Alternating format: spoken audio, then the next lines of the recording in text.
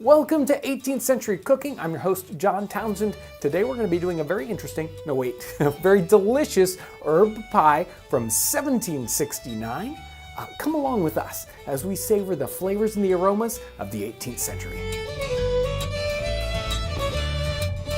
This recipe is from the experienced English housekeeper, Elizabeth Raffold.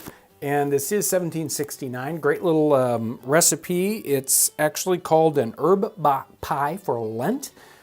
These Lenten recipes, there are a lot of Lenten recipes in these cookbooks. They're perfect for the vegetarian today, very easily adapted. They might have a few ingredients here or there that you might need to swap out. But this is also just a great recipe, even if you are not a vegetarian or it's not Lent necessarily. So this recipe starts off with lots and lots of greens. Let's get started. So the author here gives us a list of greens that we can put in this pie. Lettuce, leeks, spinach, beet greens. It just says beets, but I think she means beet greens, and parsley. Also, we're going to need for this recipe some groats. So we need some cut oats. We also need a few onions, and then some butter, and of course, some pie crust so we can put this into a pie. I almost forgot the fruit component of this recipe. Before the greens go in the pan, while the butter's all melted and getting hot, we're gonna fry up some thin apple slices first thing. So you need an apple sliced up thin.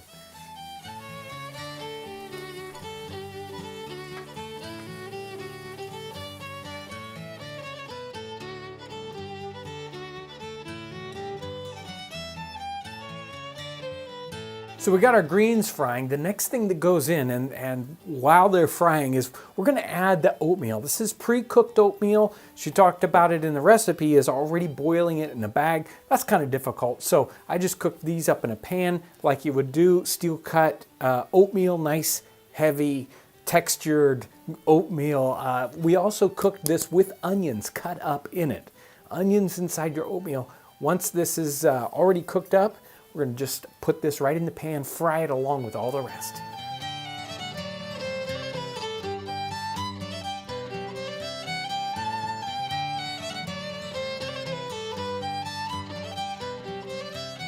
We just needed to get all that stuff in the pan kind of fried up. It doesn't need to cook a lot, but we do want this sort of pre-cooked. Now it's in our pie crust, and it didn't necessarily call for a particular pie crust. A lot of these recipes use a puff paste. This is gonna go in the oven, and I would say 375. You'll need to cook this for approximately 45 minutes to an hour. Let's get this in the oven.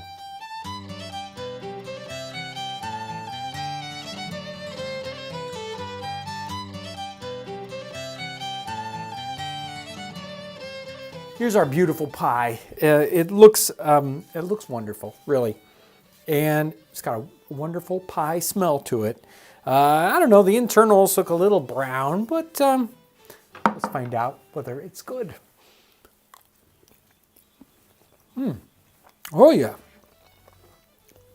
Maybe a little mushroom ketchup, maybe a little sauce on this, but just like it is, it's actually super good. Very buttery. In fact, the recipe calls for as much as a pound of butter. It doesn't say how big the pie is, though.